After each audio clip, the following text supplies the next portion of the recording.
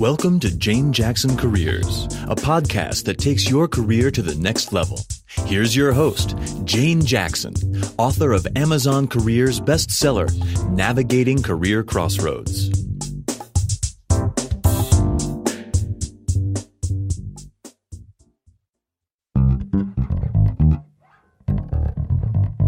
Today's podcast is brought to you by Audible.com.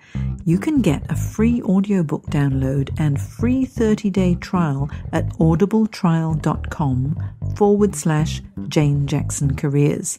There are over 180,000 book titles to choose, so give it a go and get your free audiobook today from audibletrial.com/Jane Jackson Careers.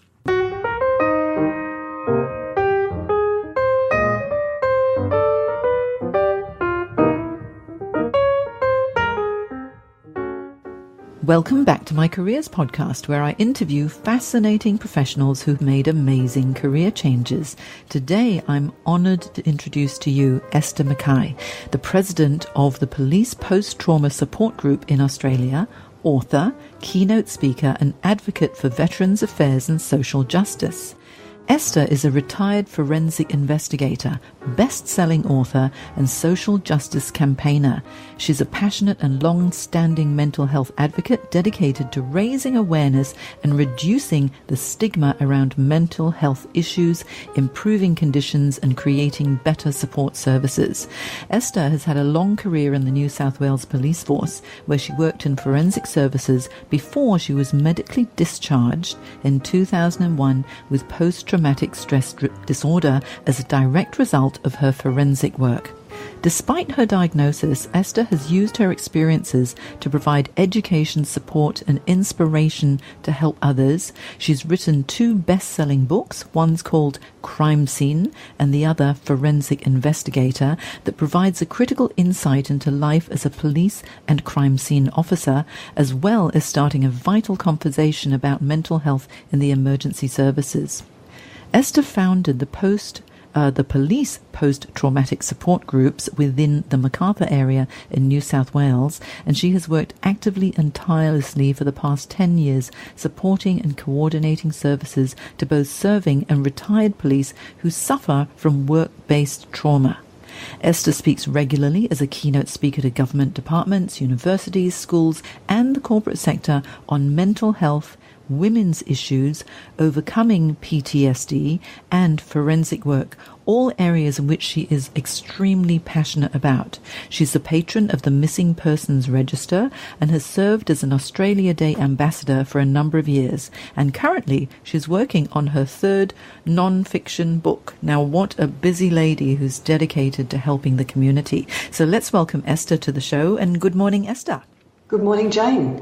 Yeah, I'm thrilled to have you on the show, and I've been really looking forward to interviewing you for so long since we first met. So I think this is going to be a really, really interesting podcast.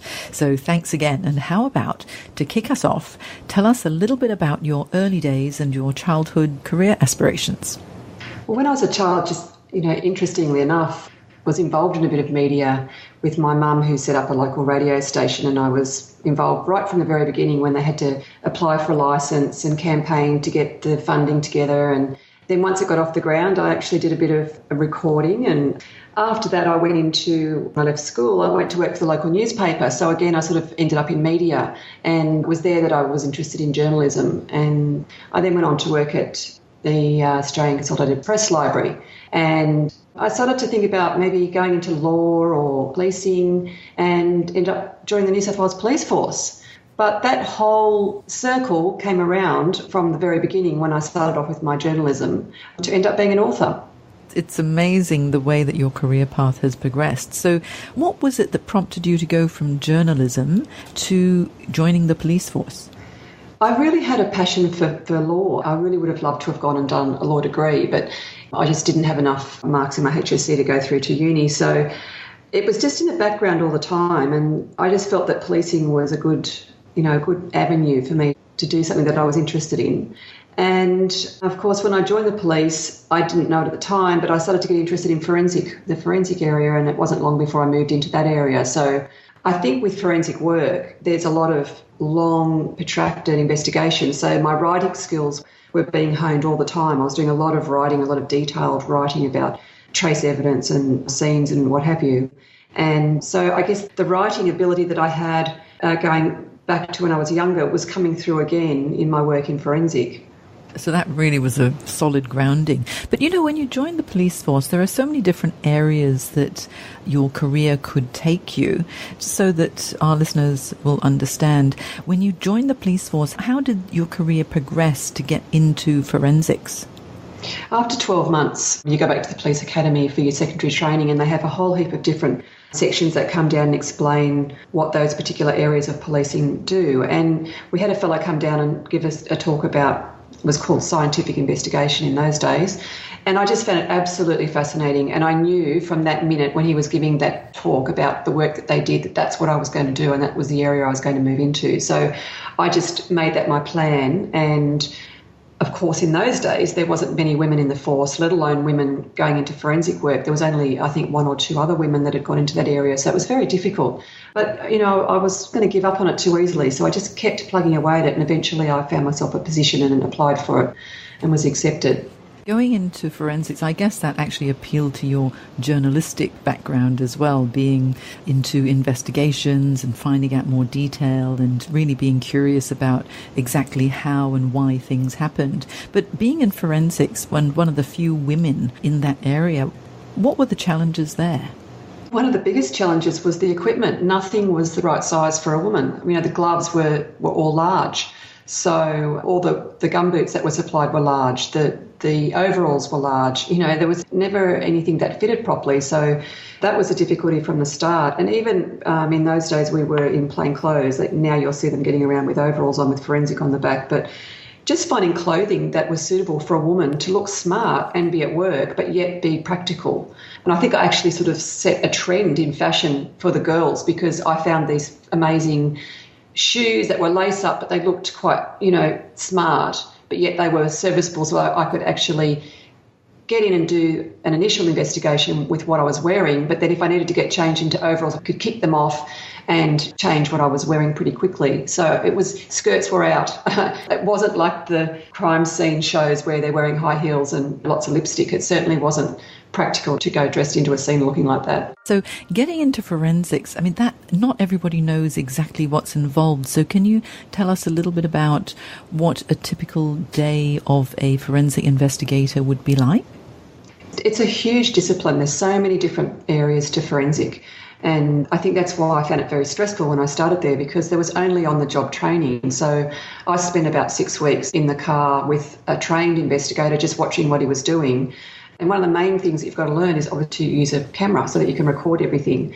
But a typical day could mean attending a fatal or serious car accident. So you're out at a road scene, you've got to photograph it, you've got to collect trace evidence, work out the point of impact, take measurements so that you can draw a scale plan for court. You know, there's so many areas you need to understand this discipline. But then on the other hand, you might get called to a murder. So you need to be able to do blood swabs, collect any sort of body fluids that are required, photographing, again, measuring. You might call photogrammetry, which is another area within the scientific discipline where they do three-dimensional photographs, the special machine, and they can go back and plot that out so that it's all to scale. You might have to go to court and give evidence. You might have to go to the morgue and photograph a post-mortem. If there was a disaster, you would be recalled to duty. All of our investigators were disaster victim identification trained. So, for instance, when I was working a long time ago, some people might remember the Newcastle earthquake. I was recalled to duty to go to Newcastle to photograph the bodies when they were recovered in situ and do disaster victim identification so that we could work out who these particular people were and then marry that up with the families that were missing a loved one. So there's so many areas, you know, I could go on and on about what the day may entail, but lots and lots of different things. That's one of the things I loved about the job. You never knew what was going to happen from day to day. And so much of it must have been really quite traumatic as well, because you mentioned that there was majority on-the-job training. So that meant, as quite a young lady, you would have been taking on these tasks without a great deal of training. You were learning as you were going. How did you prepare yourself for some of the horrific scenes that you must have come across? Well, there wasn't any time to prepare myself. It all happened so quickly. For instance, when I first started to work on call, so I was given a pager and I was on call for 7 days, 24 hours a day. I'd do my 8-hour shift and then go home, and if the pager went off or a phone call came in during the evening, I would then go and attend to whatever that incident was. So in my first call-out period, in that 1 week, I had a triple call-out. At midnight, I was called out to a fatal car accident. Investigated that scene. I went home. I got called out at 5 a.m. to a suicide gassing in a car where a young man had killed himself, and went out and investigated that and recorded all of that, went home, and then in the afternoon I was still in bed asleep because I'd been up all night. I got called to a murder. And when I got to that murder, I had not investigated anything like that before. I didn't have any formal training. So I asked for help, but the people in my office were at a course in Sydney and were too far away to come and assist me, and they just basically said, get on with it. So thankfully I had a lot of common sense, and that particular scene, the first thing I did was call the local police medical officer to come and just give me some ideas of, well, this particular incident was very horrific, and it was pretty obvious what the cause of death was because this woman was hacked to death with a machete. But it was just good to have a medical person there that could, assist me in what I was doing. So there really wasn't any preparation. I think that was one of the downfalls. As time went on, these incidents just kept accumulating, and there was no debrief or any way of, sort of resolving how I felt about it or thinking about it. And I think one of the biggest things back then was I was so concerned that I actually was doing the job correctly and that I hadn't missed any evidence. And I was more concerned about that. I'd lay awake at night after I'd got home from a call out, hoping that I'd done the job well and that I had not, missed anything. It wasn't sort of for maybe a couple of years that once I mastered the job, that I started to actually look at what I was dealing with. And that's when the real trauma of it started to take over. To have something like a car accident, a few hours later a suicide, a few hours later a murder to deal with, that's so much emotionally and physically that would be very, very draining for you. So how would you unwind at the end of the day so that you could cope with what you had seen? Well, the problem was when you were on call like that, you were in this adrenaline-fueled state of readiness so that you were on this high alert. And that's what I've realised now, that adrenaline rushing through the body affects the cortisone levels, and you don't understand it at the time, but all of your hormone levels and everything is completely out of whack. I mean, that first call-out period, 3 days later when I was still on call, the fellow that had murdered that woman hung himself in the police cells, so we had a death in custody. And I was recalled at 3 a.m. to go and do that as well. And I remember having a lot of anger. I was very angry about this man that had killed this woman because in his suicide note he wrote, if he couldn't have her, nobody would. And yet I had to be professional and I had to put my own emotions aside. So the only real way of coming down from this adrenaline state was to drink alcohol. And we were virtually taught how to drink alcohol. It was the culture of the time that you just went down to the pub, had a few drinks with your work colleagues, and then that's how you worked through all these feelings and emotions. And of course, as the years went on, that became a huge problem because then you get drinking for dependency to numb out emotions and feelings. And of course, alcohol is a depressant, so it makes you feel worse. So that it's a long-term issue that I'm still dealing with. I call myself now a problematic drinker because as soon as I feel a little bit of stress, my brain immediately says, a drink. I feel like an alcoholic drink. And I have to say, no, that's not what you're going to do. There's so many other things now that I've learned that I can do, such as meditation and, good, healthy lifestyle habits that I didn't know back then. So, there really wasn't any way of de-stressing other than discussing these issues with your work colleagues and going down to the pub for a drink or drinking at home on your own. Have things changed very much in the police force with regard to the support for people in forensics, for example, so that they are able to cope with everything that goes on a day-to-day basis? I think things have changed a little bit. There's still a long way to go. We still have forensic police officers working one out on their own often, and especially in the country areas where they don't have a lot of support in relation to staff. But there's a lot more awareness now. So, I mean, I often get emails and phone calls from forensic officers asking for assistance.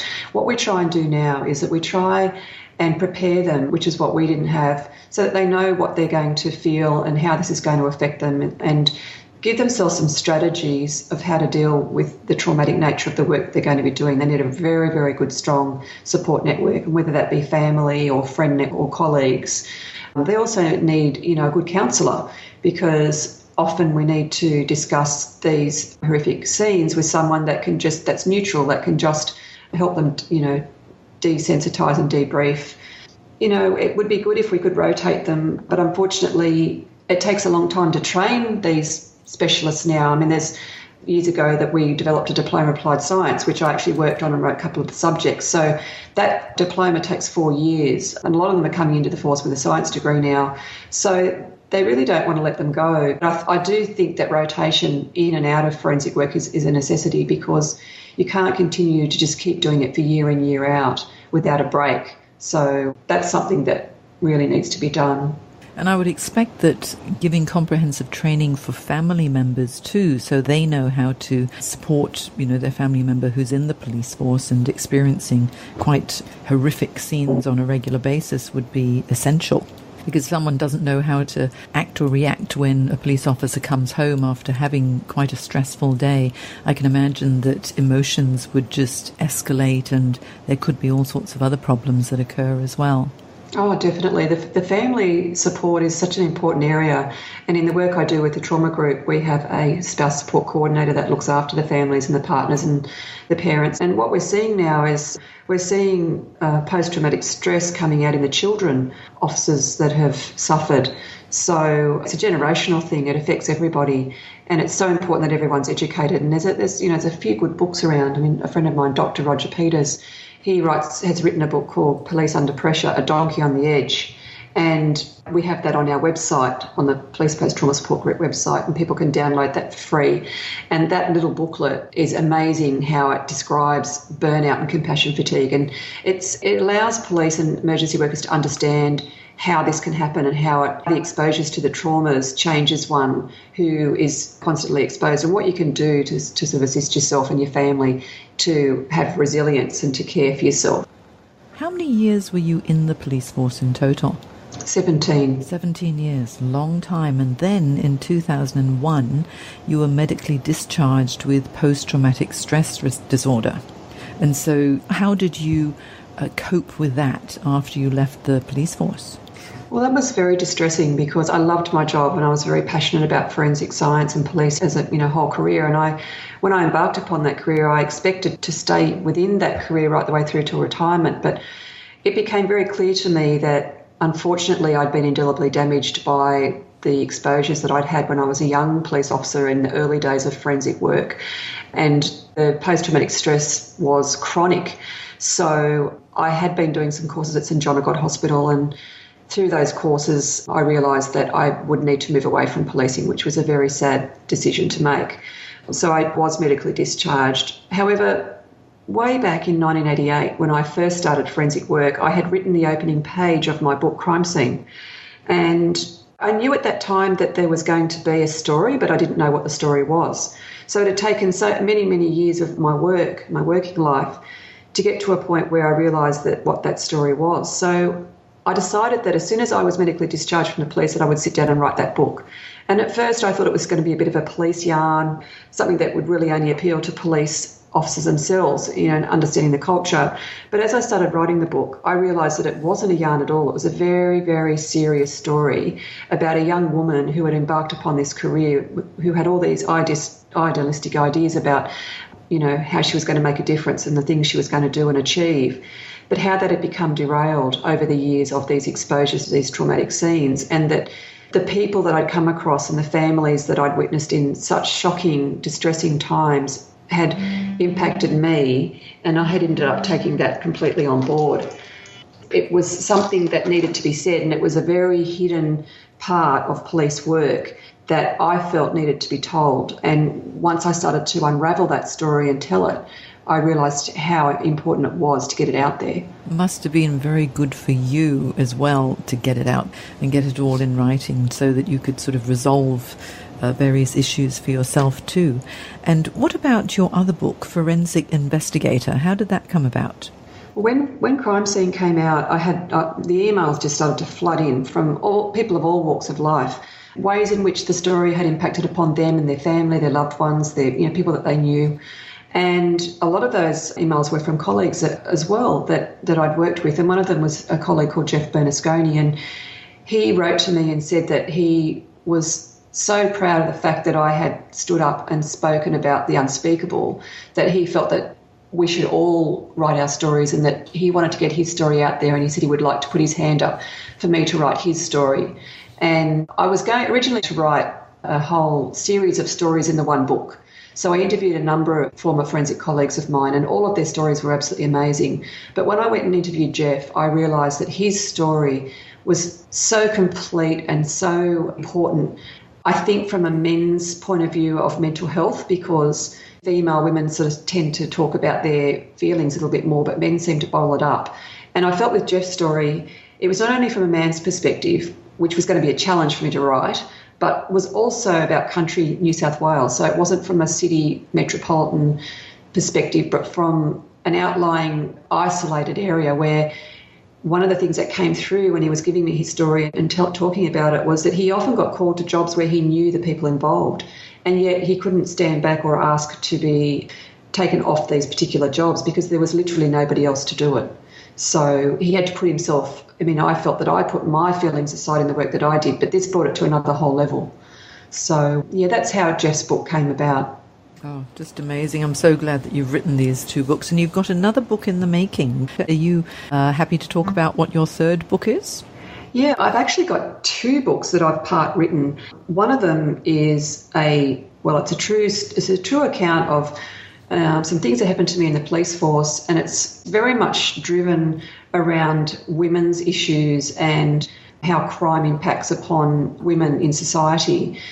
That story, the actual essence of it, was very difficult to write as non-fiction because the people that were involved are still around and are from a very strong crime family. So I wanted to write it as fiction, and my publisher, Penguin, at that time, that was my second book before I embarked on Jeff's book. They said that I really needed to write another non-fiction book before I could embark upon changing genre to fiction. So I keep going back to it, and it comes up an incident that it surrounds, which is a story about a woman who actually fakes a pregnancy because she buys a baby through the underworld in Sydney. And when this whole media issues came up with the Kelly Lane story, when she had her babies and the babies disappeared, I really thought, I must write that story.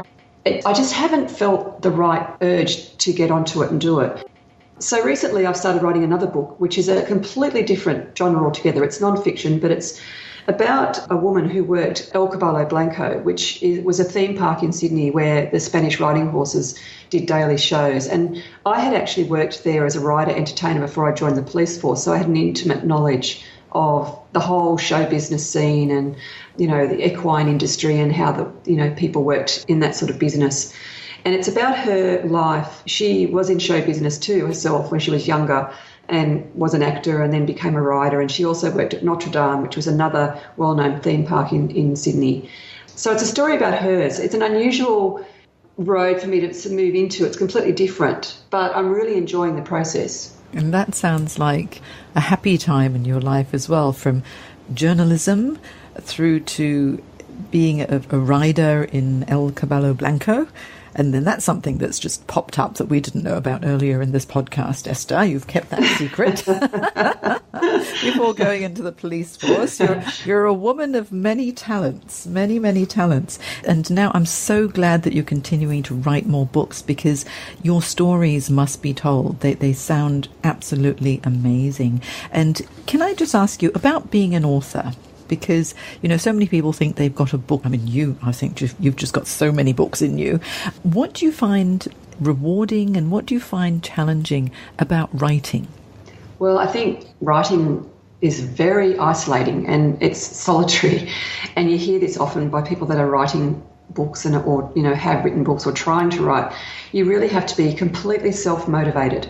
You have to say to yourself, today I'm going to do 1,000 words and I will not leave the computer until I've finished what what I set down to do. And that's how I worked. So I found that a huge challenge.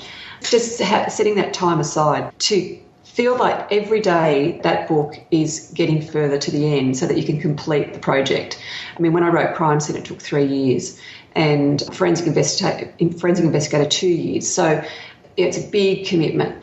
And I think that that's one of the biggest challenges. But then obviously it's a huge challenge to find a publisher.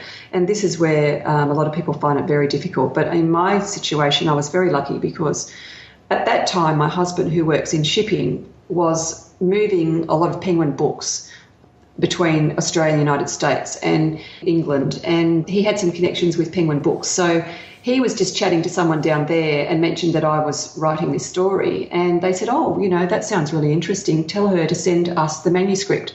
So at 3:00 on a Friday afternoon, that was an email that I received from him. So I quickly did a covering letter and sent off a chapter. And at 10:00 by the next morning, I had an offer to publish, the offer was that they would like to see the whole manuscript because they were very keen to publish it. But I hadn't finished it. I was only up to chapter 8 at that time. So then I had to continue finishing it because I was a first-time author. They weren't prepared to take a chance on it. But in that process, it's the editing, which is another challenge, writing, rewriting. And luckily for me, I had my mum I would write a chapter, she'd edit it, I'd rewrite it, she'd edit it, I'd rewrite it again, and she'd edit it again, so that I was continually polishing and, sharpening up my work as I went along. But then I was lucky enough to be given a mentorship through the Australian Society of Authors with a wonderful writer called Gabrielle Lord, who's our queen of crime writing in Australia, and I worked with her. So I think having those challenges for me, I was very lucky to have good assistance and good support. So with Gabrielle's assistance, to just get through that last polishing up before I sent the whole finished product to Penguin, it was looking so good by that point that obviously had a publishable manuscript ready to go. And I ended up with 2 offers. Hotter Headline also wanted to publish it, so then I was able to choose which one suited me best. How fantastic. And now you've got these best-selling books under your belt, and I can't wait for the next 2 books to come out as well, because that's going to be very, very exciting. And now you're the president of the Post-Trauma Support Group in New South Wales, and you're doing very, very important work there. Can you tell us a little bit about the support group? The support group started shortly after my first book, Crime Scene, came out. I had quite a lot of emails from police all saying that they felt very isolated and that they'd suffered a similar situation to what I'd talked about in my story. So I called police that I knew that were either serving or retired or in the process of being medically discharged who were suffering from post-traumatic stress, and asked if they wanted to meet at the local coffee. And they all turned up. So there was 8 of us there, and the coffee ended up being lunch and afternoon tea, and we stayed there all day. And I realised at that point there was so much to talk about. There was so much support required, and there were so many levels to this issue of how police were suffering in silence.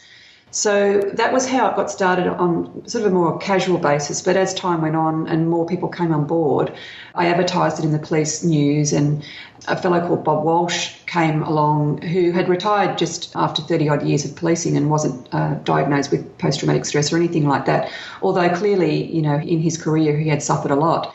And he was a very strong guiding light to us becoming a registered charity and to applying to New South Wales Police to use the name police, and to also gaining support by the Commissioner, who was Ken Moroney at the time, who has continued to be a wonderful support with everything that we've done. So that was how it got started, and it's just grown from there. It's just got bigger and bigger, and we have a huge network of people that assist, whether it be through the committee or through our administration or Treasury with funding. We have a chaplain, Gary Raymond, who's a former Chief Inspector of Police, who is now a chaplain with the Salvation Army, and he does all our chaplaincy work and our critical incident care and our suicide prevention. And we have Lisa Doherty, who's our spouse support coordinator, who also looks after the families. So there's so many people working behind the scenes and supporting me as the face of the group. And we are all helping people every single day. We get phone calls, we get emails. We have coffee with people. We go into hospitals. We have another fellow, one of our guys from our Richmond branch, because we set up a number of branches, he goes into the St John of God Hospital every Tuesday and looks after our police that are inpatients. So, there's lots and lots of things we do advocate to support emergency workers. Oh, just such incredibly important work that this group that you've set up does, and I'm really honoured to be talking to you about it today as well. So if someone wanted to get in touch with you or with the post-trauma support group for assistance themselves, do you have a website that they can go to? We do. It's at www.pptsg.org.au. I'll put that up on my show notes, so if anyone wants to follow and find out a little bit more about it, they can go directly to it. So it's pptsg.org.au. Yes, and we also have a Facebook page as well. If you look up Esther McKay and then the link post-traumatic stress disorder or police post-trauma support group, you'll come up with the Facebook page, and you can message through the private messaging there if there's any issues that we can assist with, or you can post something to the site if there's any strategies or any, self-help hints that you might feel you'd like to share. That's the forum where you get those sort of issues. Wonderful. I'll put that in my show notes as well. Now, Esther, you are a sought-after keynote speaker as well, and you speak regularly to government departments and universities, schools and the corporate sector on all sorts of things, but mainly on mental health, women's issues, overcoming PTSD, etc., and everything that you're passionate about. Can you tell us a little bit about your speaking work? The speaking work is something I'm really passionate about because it allows me to reach all different people in different career paths and men, women, children. It's just a really good forum for me to talk about my own experiences in the way that things that have come to me in my life and how that's shaped my life and how I've overcome adversities and how I've been able to inspire other people by showing that even if you do a particular career path, you do suffer trauma as I did, that you can rise above that and you can make something good come out of that. So there's all sorts of talks I give. I talk different types of government bodies like corrective services, rural fire, the SES, those type of people, because the work that I did is very relevant to the work that they do. But I also like to talk to women's groups, how women in the work environment can overcome many, many issues and how we've evolved as women in our working careers. Things have changed a lot over the last 10 years. I think they're still changing, and I like to look at how society is changing as a whole and how we can put ourselves in a particular position of being able to overcome those changes and move with those changes as well. And, I also like to talk on occupational health and safety. I'm a real campaigner for making sure that people are working in a safe environment. That was one of the issues that I had in my working life, especially in forensics. I was exposed to a lot of chemicals, a lot of body fluids. There was, all sorts of carcinogenics that were at fire scenes when I was investigating arsons. There was difficulties at road scenes, and as I mentioned before, the equipment was inadequate. So I'm very big on talking about OH&S, and I like to talk to corporate companies about what strategies they've got in place and how their staff can be better cared for and looked after, not only with their mental health, but their physical health and their environment. So that's another that I really love to talk about. There's so much that we could all learn from you, Esther. And yesterday was the International Women's Day, and I was just thinking as you were talking about the women's issues that need to be tackled, there's so much that needs to be done for women in the workplace, whether it's in the corporate sector, in the private sector, or anywhere, that I'm sure that you could provide a lot of great insights to. So with your speaking career, I know that you're with a speaking bureau. It's called Speaking Out. Is that correct? That's right. Yeah, so we can find you at speakingout.com.au.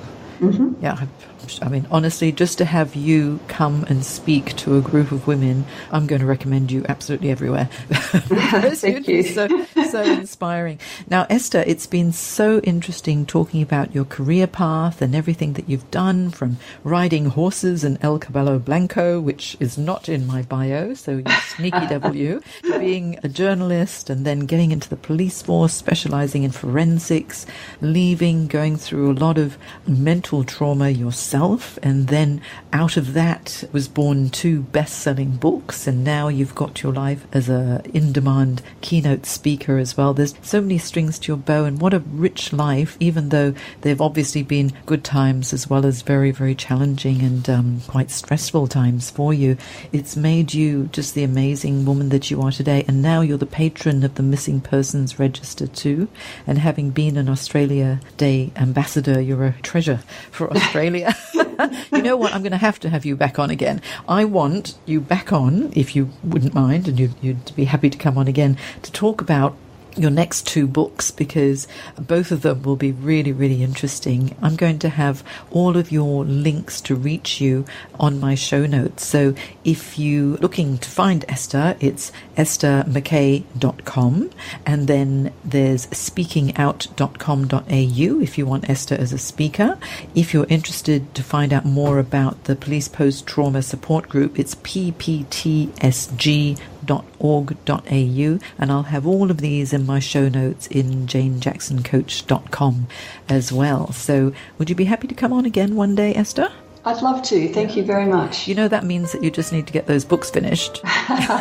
That's right. I'll have to get my commitment of 1,000 words a day back up and running. Actually, what was interesting was when I wrote a careers book, nothing as really traumatic as the books that you've already published, but I set myself a goal of 1,000 words a day. So I had a 30,000 word challenge in a month. And actually, it was really good having that, because when you have a goal and you know it's in little bite-sized pieces and it's actually achievable, it's great. But writing a book, you get to the phase where you think, why am I even doing this?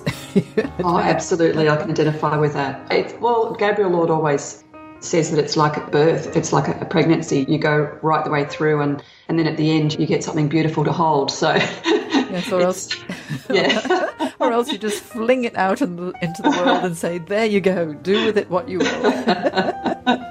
How fantastic. Well, it's been my pleasure to have you on the show today, Esther. Thank you so much for coming on, and we will have you back very, very soon.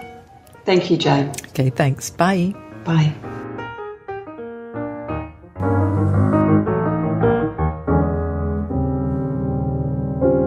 Today's podcast is brought to you by audible.com.